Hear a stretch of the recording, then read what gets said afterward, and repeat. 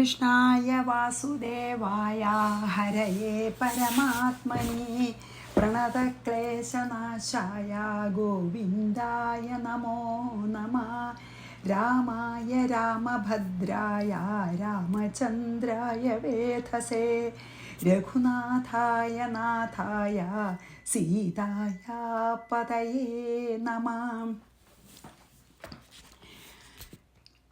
ശ്രീ സീതാലക്ഷ്മണ ഭരതശത്രുഘ്ന ഹനുമൽ സമേത ശ്രീരാമചന്ദ്രസ്വാമിനേ നമഃ. യത്ര യത്ര രഘുനാഥകീർത്തനം തത്ര തത്ര കൃതമസ്തകഞ്ജലിം ബാഷ്പവാരി പരിപൂർണലോചനം മാരുതിം നമത രാക്ഷസാന്തകം.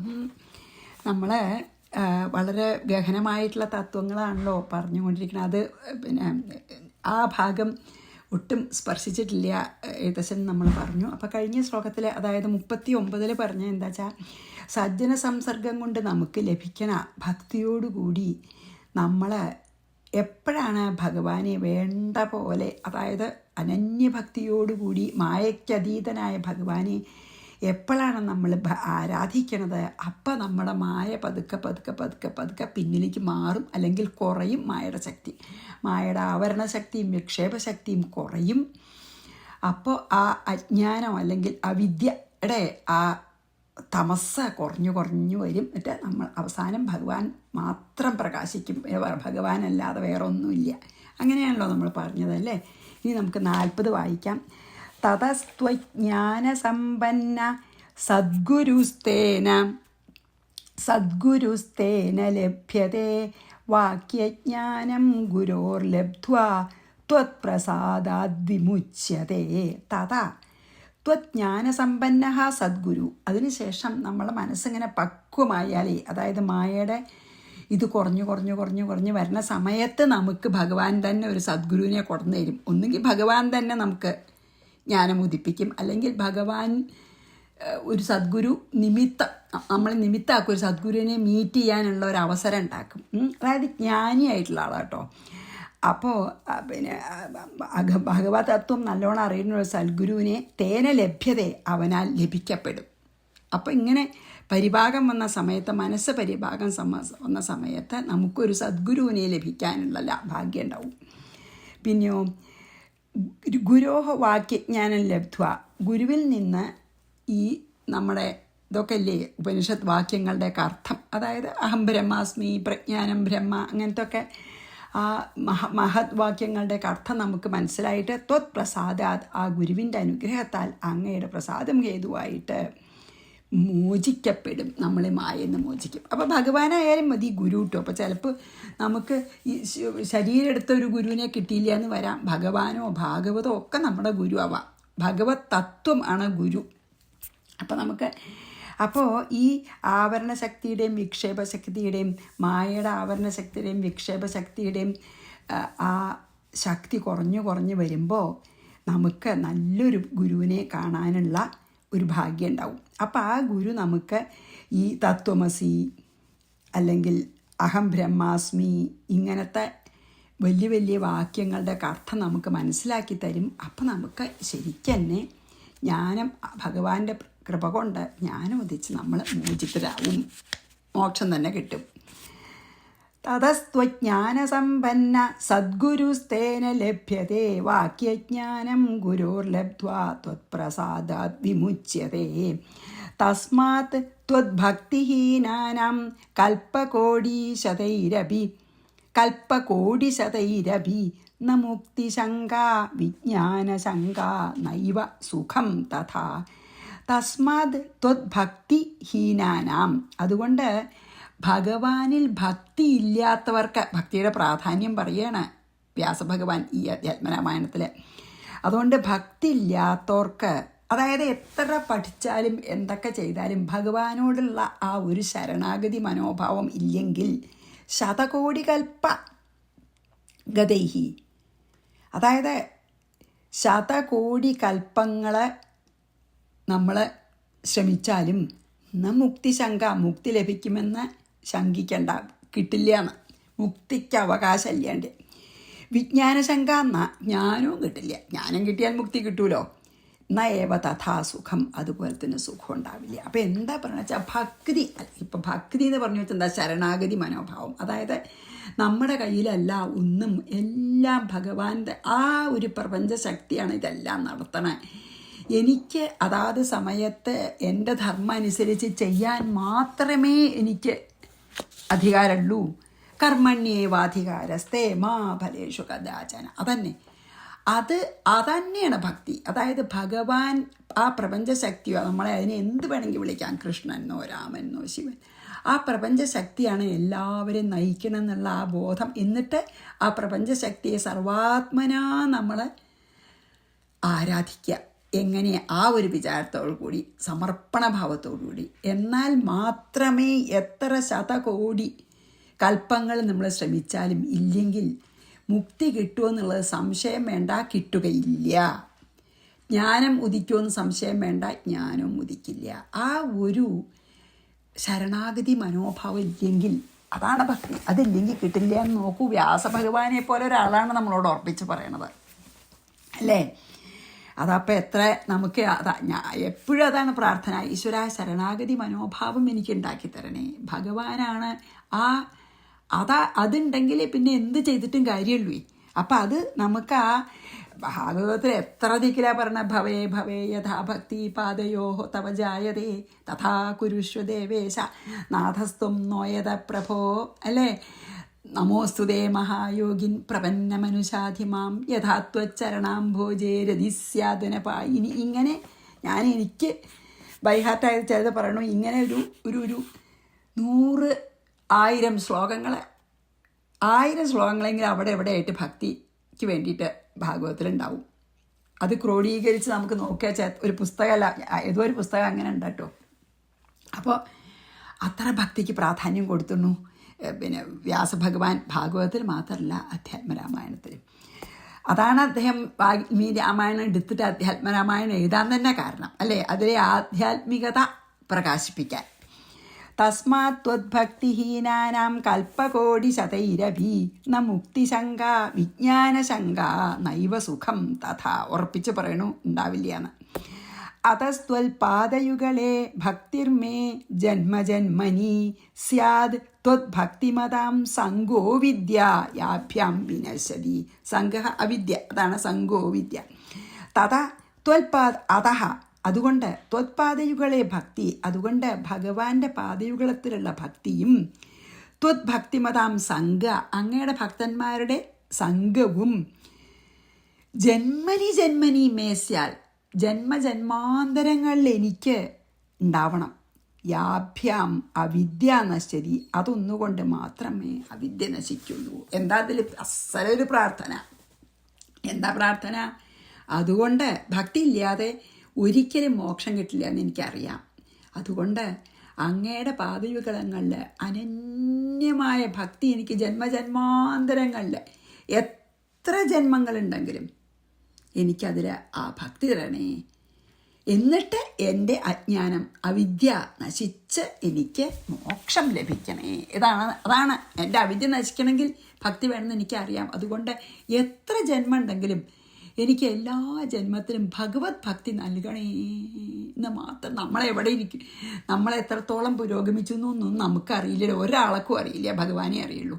അപ്പോൾ ഇത് സാധ്യജന്മമാണെന്ന് നമുക്ക് മോഹിക്കാം.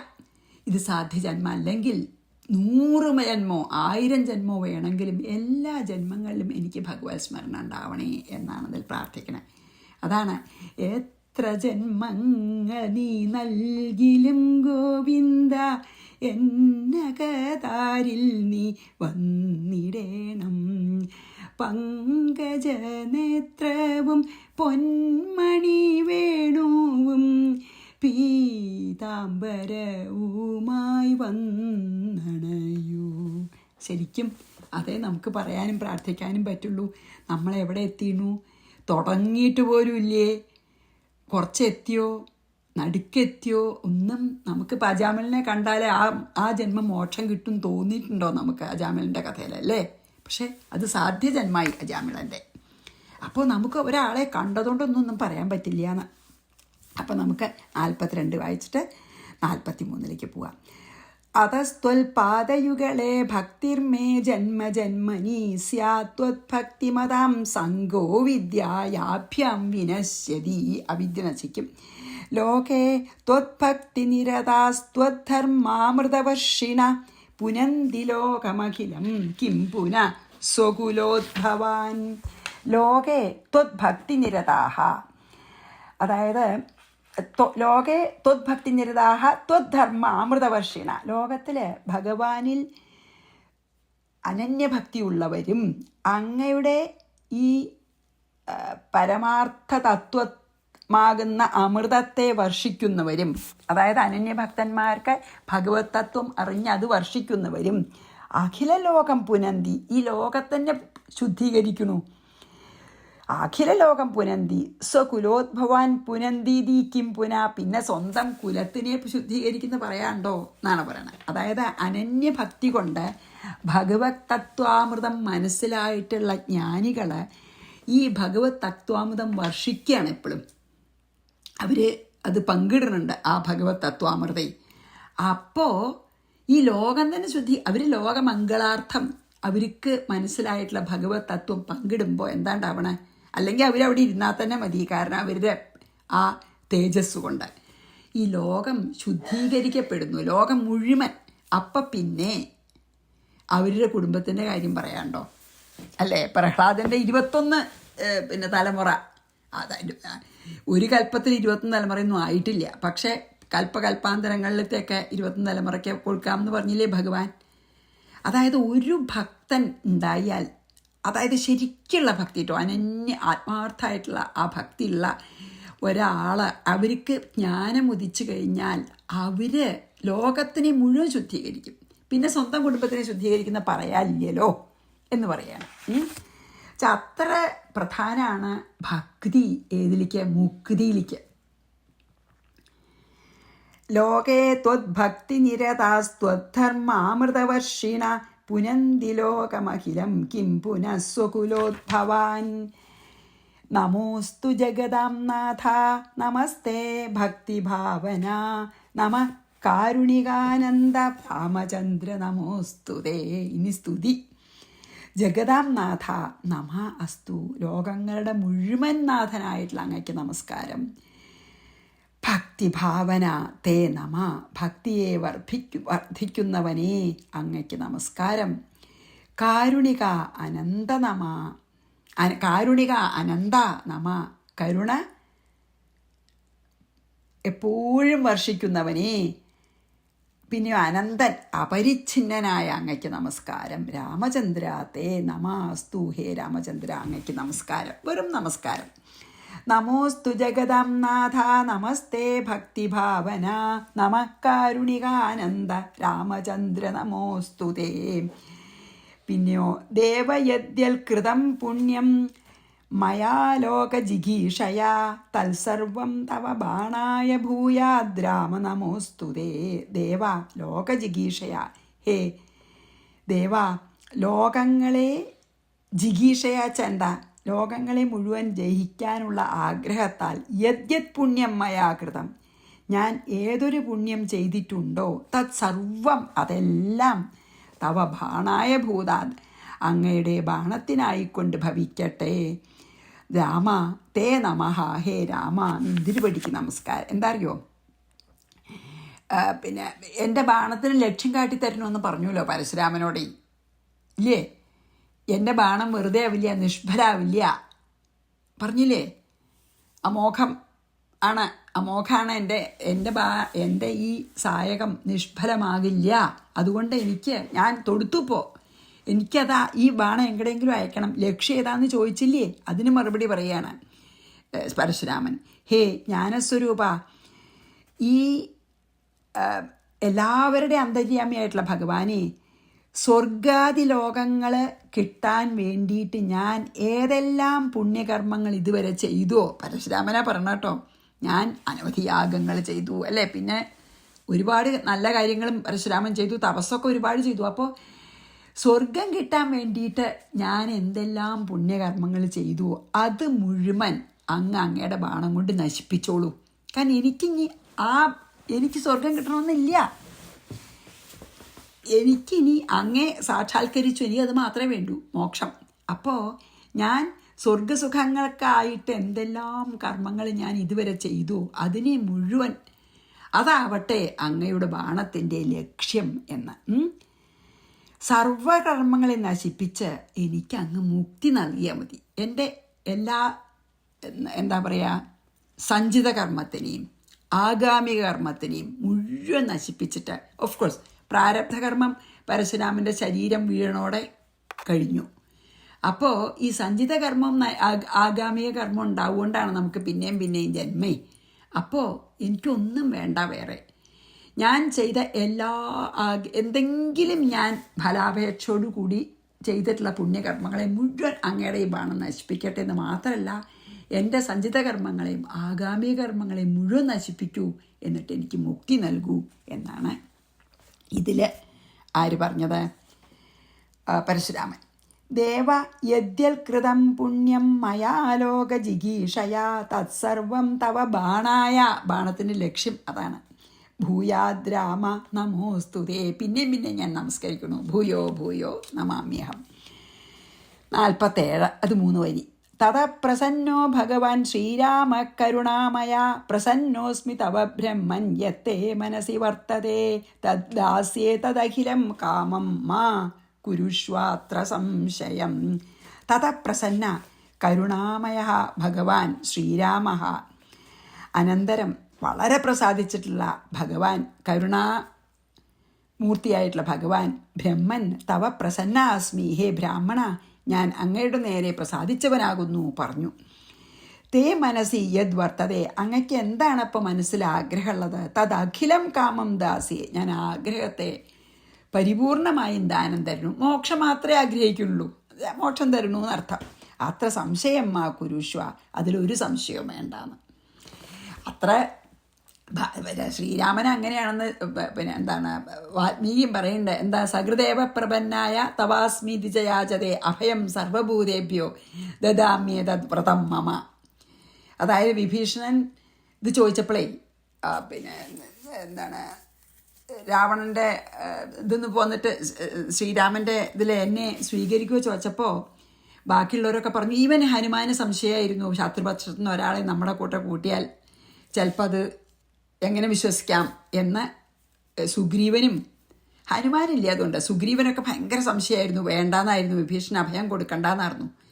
അപ്പോൾ ശ്രീരാമൻ പറയണതാണത്. എന്താ പറയുക? ആരാണ് എന്നെ സഹൃദേവ പ്രപന്നായ തവാസ്മീതി യാചതേ അഭയം സർവഭൂതേഭ്യോ ദദാമ്യേതദ് വ്രതം മമ. ആരാണ് എൻ്റെ അടുത്ത് അഭയം ചോദിക്കണേ അവർക്ക് ഞാൻ അഭയം കൊടുക്കുന്നതാണ് എൻ്റെ വ്രതം എന്ന് പറഞ്ഞു. അങ്ങനെയാണ് വിഭീഷണനെ അഭയം കൊടുത്തത്. അപ്പോൾ അങ്ങനെയുള്ള കരുണാകരനാണ്. അപ്പോൾ പിന്നെ പരശുരാമനോടൊന്നും ദേഷ്യം ഒന്നും ആദ്യം ചാലും അപ്പം അത്ര കരുണാകരനാണ്. അത് കാരണം എന്തായി? ഒന്നുകൊണ്ടും പേടിക്കണ്ട, അങ്ങിപ്പോൾ മനസ്സിൽ ആഗ്രഹിക്കുന്നത് മോക്ഷമല്ലേ, അത് ഞാൻ പൂർണ്ണമായിട്ടും അങ്ങയ്ക്ക് നൽകാം എന്ന് ഭഗവാൻ പരശുരാമനോട് പറഞ്ഞു. തത പ്രസന്നോ ഭഗവാൻ ശ്രീരാമ കരുണാമയ പ്രസന്നോസ്മി തവ ബ്രഹ്മൻ യത്തേ മനസി വർത്തതേ ദാസ്യേ തദഖിലം കാമം മാ കുരുഷ്വാത്ര സംശയം. ഇനി 48 അത് മറ്റേൻ്റെ ഒരു വരിയും പിന്നെ 2 വരി കേട്ടോ. തത പ്രീതേന മനസാ ഭാർഗവോ രാമമബ്രവീദ് യതിമേനുഗ്രഹോ രാമ തവാസ്തി മധുസൂദന ത്വദ്ഭക്തസംഗസ്ത്വൽപാദേ ദൃഢാഭക്തി സദാസ്തു മേ. സന്തോഷമായി പരശുരാമന്. തഥാ പ്രീതേന മനസാ സന്തോഷിച്ച മനസ്സോടുകൂടെ ഭാർഗവ രാമം അബ്രവീദ്. ആര്? പരശുരാമൻ ശ്രീരാമനോട് എന്താ പറഞ്ഞ്? മധുസൂദന രാമ തവ മേ അനുഗ്രഹ അസ്തി യതി. മധുസൂദന മധുവിനെ മധുകൈടവന്മാരിലത്തെ മധുവിനെ സംഹരിച്ച ആളാണല്ലോ, അതുകൊണ്ടാണ് മധുസൂദനൻ എന്ന് പറയണത്. ഹേ മധുസൂദനായിട്ടുള്ള രാമ, നിന്തിരുവടിക്ക് എന്താണ്? തവ മേ അനുഗ്രഹ അസ്തി യതി. എൻ്റെ മേൽ അനുഗ്രഹം ഉണ്ടെങ്കിൽ, എന്നോട് അങ്ങ് എന്നെ അനുഗ്രഹിക്കാൻ ആഗ്രഹിക്കുന്നുണ്ടെങ്കിൽ, ത്വദ്ഭക്തസംഘ ത്വൽപാദേ ദൃഢാഭക്തി. 2 കാര്യം ഞാൻ ചോദിക്കുള്ളൂ. അങ്ങയുടെ ത്വൽപാദ ഭക്തിയും പിന്നെയോ ത്വദ്ഭക്തസംഘവും. അങ്ങയുടെ പാദങ്ങളിലെ ഭക്തിയും അങ്ങയുടെ ഭക്തന്മാരുടെ സംഘവും 2 കാര്യം. അത് മാത്രം സദാ മേ അസ്തു എനിക്കുണ്ടാവട്ടെ എന്ന്. നോക്കൂ, പരശുരാമനെ പോലെ അംശാവതാര. പരശുരാമൻ പറയണത് എന്താണ്? അങ്ങ് എന്താ വേണ്ടച്ച തരാമെന്ന് പറഞ്ഞില്ലേ? അപ്പോൾ പറയാണ്, പിന്നെ എന്താണ്, ശ്രീരാമചന്ദ്ര ഭഗവാനെ, അങ്ങക്ക് എന്തെങ്കിലും തന്ന് എന്നെ അനുഗ്രഹിക്കണമെന്ന് അങ്ങ് വിചാരിക്കുന്നുണ്ടെങ്കിൽ രണ്ട് കാര്യം. ഒന്ന്, അങ്ങയുടെ പാദപത്മങ്ങളിലുള്ള ഭക്തി. രണ്ട്, അങ്ങയുടെ ഭക്തന്മാരായിട്ടുള്ള സംഘം. അതെനിക്ക് എപ്പോഴും സദാമേ അസ്തു, എനിക്ക് എപ്പോഴും ഉണ്ടാകണേ. നമുക്കും പ്രാർത്ഥിക്കാവുന്ന ശ്ലോകങ്ങളാണ് ഇതൊക്കെ. അത് ഞാൻ പ്രാർത്ഥിക്കുകയാണ് എന്ന് പറഞ്ഞു. അപ്പോൾ ഇനി നമുക്ക് 48 വായിച്ച് 49ലേക്ക് പോവാം. തതപ്രീതേന മനസാ ഭാർഗവോ രാമമബ്രവീത് യതി മേനുഗ്രഹോ രാമാ തവാസ്തി മധുസൂദന ത്വദ്ഭക്തസംഗസ്ത്വൽപാദേ ദൃഢാഭക്തി സദാസ്തു മേ. ഇനി 49. സ്തോത്രമേതത് പഠേദ്യസ്തു ഭക്തിഹീനോപി സർവദാ ത്വദ്ഭക്തിസ്തസ്യ വിജ്ഞാനം ഭൂയാദന്തേ സ്മൃതിസ്തവ. ഫലശ്രുതി. ത്വദ്ഭക്തിസ്തസ്യ വിജ്ഞാനം, ത്വദ്ഭക്തിഹീന അഭി. ഇപ്പം ഇത് വായിക്കുന്ന ആള് അല്ലെങ്കിൽ കേൾക്കുന്ന ആൾക്ക് ഭക്തി ഇല്ലാത്ത ആളാണെങ്കിൽ പോലും ഏത സ്തോത്രം സർവദാ പഠേതി, ഈ സ്തോത്രം പഠിച്ചാൽ, എപ്പോഴും പഠിച്ചാൽ, തസ്യ അവന് ത്വദ്ഭക്തി വിജ്ഞാനം ച, നിന്തിരുവടിയിൽ ഭക്തിയും, പിന്നെയോ അങ്ങയെ പ്രാപിക്കാനുള്ള ഭാഗ്യവും, അന്തേ തപസ്മൃതി ഭൂയാത്, മാത്രല്ല മരണസമയത്ത് അങ്ങയെ സ്മരിക്കാനും സാധിക്കും. എത്ര ഭക്തി ഇല്ലാത്ത ആളാണെങ്കിൽ പോലും ഈ പരശുരാമൻ്റെ സ്തുതി എപ്പോഴും വായിച്ചാൽ ആ ആൾക്ക് ഭഗവാന്റെ അനുഗ്രഹം കൊണ്ട് നല്ല ഭക്തി ഉണ്ടാവുന്ന മാത്രമല്ല, മുക്തിക്കുതകുന്ന ഭക്തിയും അമ്പേ നാരായണ സ്മൃതി, മരിക്കുമ്പോൾ ഭഗവാനെ സ്മരിക്കാനുള്ള ഭാഗ്യം ഉണ്ടാവും. ഭഗവാനെ സ്മരിച്ചു മരിക്കുമ്പോൾ ഭഗവാനെ സ്മരിച്ചാൽ ഭഗവാനെ നമ്മൾ പ്രാപിക്കുന്നുള്ളത് സംശയമില്ല. മരിക്കുമ്പോൾ ഭഗവാനെ സ്മരിക്കാനാണ് നമ്മൾ ഈ ജീവിതം മുഴുവൻ ചെയ്യുന്ന സാധന എന്ന് വേണമെങ്കിൽ പറയാം. കാരണം ജീവിതം മുഴുവൻ ചെയ്തിട്ടുള്ള സാധന ഒരു ശീലമാവണം. ഭഗവത് സ്മരണം ഒരു ശീലമാവണം. ആ ശീലം കൊണ്ടാണ് നമുക്ക് വയ്യെങ്കിലും ഈ ജീവൻ വേർപെട്ട് പോകുമ്പോഴും ഭഗവാനെ സ്മരിക്കാറാവണമെങ്കിൽ നമ്മൾ എപ്പോഴും ഭഗവത് സ്മരണം ചെയ്തുകൊണ്ടിരിക്കണം, അല്ലേ? അപ്പോൾ ഈ ഇതിലെന്താ പറഞ്ഞു വെച്ചാൽ, ഈ പരശുരാമസ്തുതി എപ്പോഴും പഠിക്കുകയും കേൾക്കുകയും പറയുകയും ഒക്കെ ചെയ്യണവർക്ക്, എത്ര ഭക്തി ഇല്ലാത്തവർക്ക് പോലും മുക്തി നൽകുന്ന ഭക്തി തന്നെ ഉണ്ടാവുന്ന മാത്രമല്ല, അന്തേ നാരായണ സ്മൃതി, അതായത് ശ്രീരാമനെ എപ്പോൾ അന്തേ തവസ്മൃതി, അങ്ങേ സ്മരിക്കാനും സാധിക്കും. ഇതിലധികം വലിയൊരു ഒരു ഫലം ഉണ്ടോ എന്തിനെങ്കിലും, അല്ലേ? അതാണതിൻ്റെ ഫലം. ഫലശ്രുതി അതാ പറയണത്. ഭക്തി ലഭിക്കും ചെയ്യും. എങ്ങനെ മുക്തി ലഭിക്കുക? അന്തേ രാമസ്മൃതി. അപ്പോൾ നമുക്ക് അതും കൂടി 48 കൂടി വായിച്ച് നമുക്കിവിടെ നിർത്താം. ഇനി പോയ അല്ലെങ്കിൽ 50 കൂടി വായിക്കാം കേട്ടോ. 40-50 വായിച്ചിട്ട്, സ്തോത്രമേ തൽ പഠേദ്യസ്തു ഭക്തിഹീനോപി സർവദാ ത്വദ്ഭക്തിസ്തസ്യ വിജ്ഞാനം ഭൂയാമന്തേ സ്മൃതിസ്തവ തഥേതി രാഘവേണോക്തഃ പരിക്രമ്യ പ്രണമ്യതം പൂജിതസ്തനുജ്ഞാതോ മഹേന്ദ്രാചലമന്വഗാത്. പരശുരാമൻ പോവുകയാണ്, അതുകൊണ്ട് അതും കൂടി ചെയ്യാതോ. രാഘവേണ തഥ ഇതി ഉക്ത, ഭഗവാനാൽ ഇപ്രകാരം പറയപ്പെട്ട, പൂജിത ഭഗവാൻ തന്നെ പൂജിക്കപ്പെട്ടിരുന്നവൻ, തം പരിക്രമ്യ പ്രണമ്യ ഭഗവാനെ പ്രദക്ഷിണം വെച്ച് നമസ്കരിച്ച്, തദനുജ്ഞാത ഭഗവാന്റെ സമ്മതത്തോടുകൂടി അല്ലെങ്കിൽ അനുജ്ഞയോടുകൂടി മഹേന്ദ്രാചലം അന്വഗാത്, ഭഗവാൻ പറഞ്ഞു മഹേന്ദ്രാചലത്ത് പോയിട്ട് തപസ് ചെയ്തോളൂ, ദേഹം ഉപേക്ഷിക്കണ വരെ പറഞ്ഞു.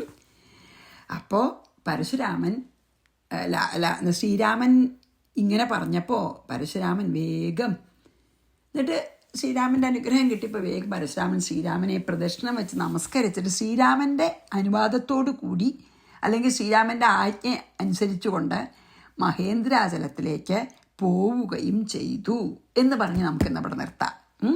പരശുരാമൻ പോയി. അപ്പം ആ പരശുരാമൻ്റെ അത് കഴിഞ്ഞു ഇനി ഇവർ അയോധ്യയിലേക്ക് വിഘ്നങ്ങളൊന്നും ഇല്ലാതെ മടങ്ങണതൊക്കെയാണ്. അത് നമുക്ക് പിന്നെ നാളെ ചെയ്യാം. തഥേതി രാഘവേണോക്ത പരിക്രമ്യ പ്രണമ്യതം പൂജിതസ്തദനുജ്ഞാതോ മഹേന്ദ്രാചല മന്വഗാത്.